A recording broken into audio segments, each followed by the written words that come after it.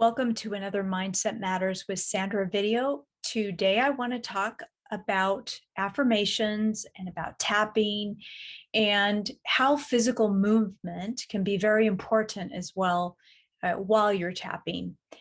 We know from a lot of research and many decades of studying child development, for example, with the Montessori or the Rudolf Steiner way that children have gone through in many different schools. And of course, my parents put me in Montessori school for a while, so I'm very familiar with the pedagogy or with the system of teaching children. And one of the things that they strived was these motor skills, was movement as a tool for learning. So what I'd like to do is actually read to you something that an article that I'd saved for a very long time. I just want to read you a few things and then I'll get right into the tapping. And as a level 4 advanced practitioner and also somebody who taps on herself, I think this will be extremely helpful for you to understand where what I'm trying to say. But let me just read to you this. So basically, movement benefits the learning, right? So as I established earlier, the research suggests that when children learn these bigger motor skills, such as walking and running and jumping and so forth, that they also develop cognitive abilities.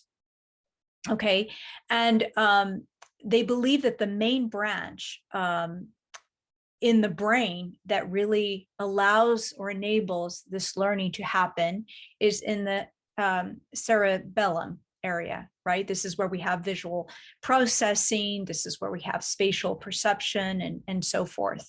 Okay, so when our brains have an opportunity to be able to actually move physically while we're learning something, that can be very beneficial. How this comes up, at least for me, I don't know, maybe some other people have come to this. When I'm learning or when I'm reading, I take breaks, I move my body, or if I'm walking, what I will do is actually tap on myself as well. The brain, in my point of view, does a very good job in releasing or help release some of the negative past references, experiences via memory that we have held or stored. So perhaps while you're walking or hiking or perhaps doing something, you can incorporate some of the tapping. Now, I haven't really done the walking or the physical movement with extremely heavy memories, for example.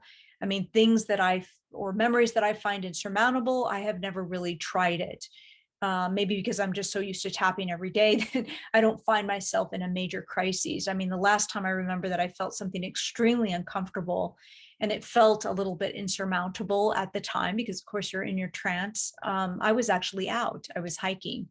And I remember that I was able to have the pattern disrupt or defrag, as Robert would call it, and then come back to it. And then sometimes there were times where I would stop moving and I would be still within myself and then come back to the tapping.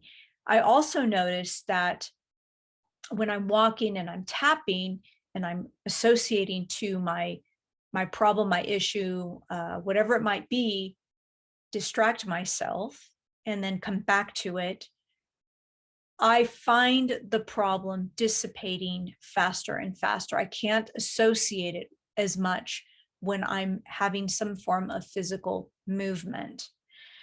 So I want to pass you this tip to see if this is helpful for all of you. The second part to this, when a client works with me, I call it sometimes success work rather than homework, because I know that homework, the word in itself, could be a trigger for some people. I do like to give homework to my clients in between sessions while instructing them how to tap, perhaps creating affirmations for them as well, so that they can tap those in if they're positive, and if they're not, if it's the opposite, tap that out.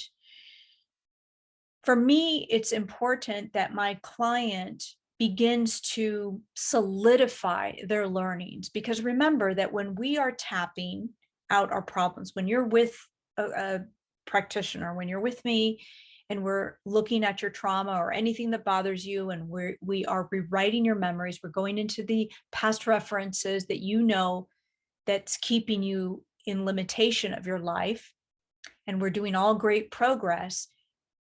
My professional experience is that when you are able to walk out of the session and apply your new learnings, your new ways, whatever that may be, I'm being very generic right now. It could be a mindset shift. It could be what we call in coaching a takeaway. And a takeaway doesn't have to be this revival moment where you're just completely enthusiastic and ready to conquer the world, right? It could be subtle changes that just settle inside of you, which are really the best because the small steps are really significant. That means you've covered a lot of foundational territory. When you leave a session feeling hopefully good and being able to go about your day, the brain wants to sometimes go back to being safe, thus holding on to the negative. And this is why it is important to tap in between sessions. And then, of course, I like to give out these homework pieces. And that could include the actual movement, getting a little bit more exercise. It could be writing something specific in your journal. It could be a representation of something that was metaphoric, and they label it something. I will actually have them either look for it, actually purchase something, nothing expensive, right? It could just be a metaphoric expression to have in their visual environment, or in their environment to see visually. So I think it's important for people to continue their learnings outside of their sessions. There's no analyzing going on, that we do not do, but really reinforce and helps the brain create new neural pathways, because we know that movement helps create new neural pathways, doing it differently. Here's another angle. When we do let go of negative patterns and limiting beliefs, and we're stepping into a new way of being, that is a new learning. It's a new way of walking in the world, in your daily life. We want to solidify that with practices, habits, exercises of some sort that can really hone in that new learning. So I hope this has been helpful for all of you. And if you have any questions, just comment below, and please subscribe to my channel. It really helps my videos grow. It gives me more visibility, and share with family or friends. Sometimes these tips can be helpful for people who are just beginning to tap. Okay. In the meantime, be well, and I will be talking to you all soon. Take care.